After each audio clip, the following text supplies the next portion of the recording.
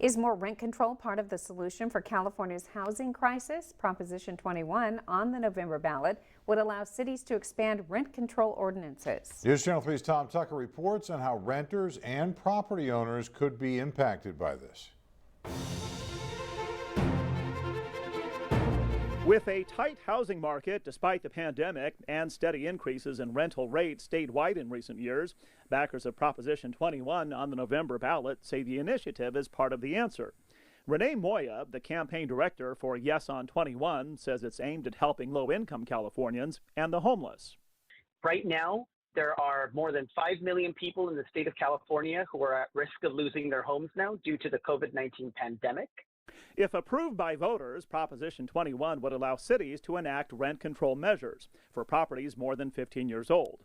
Property owners who own 1 or 2 homes would be exempt from the measure. Moya points to a growing number of younger Californians, many without work or underemployed, who in many instances can't afford to rent a place and are living with their parents.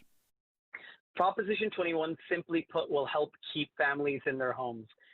The opponents of the rent control measure include California Governor Gavin Newsom, the California Chamber of Commerce, and the Howard Jarvis Taxpayers Association.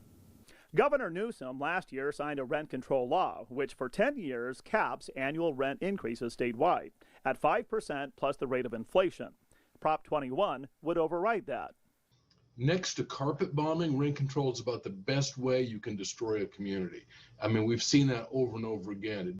John Kupal with the Howard Jarvis Taxpayers Association and others opposed to Prop 21 say if passed, would disincentivize builders of affordable housing to build more homes because it will be harder for them to realize a sufficient return on investment if rent-controlled ordinances are adopted.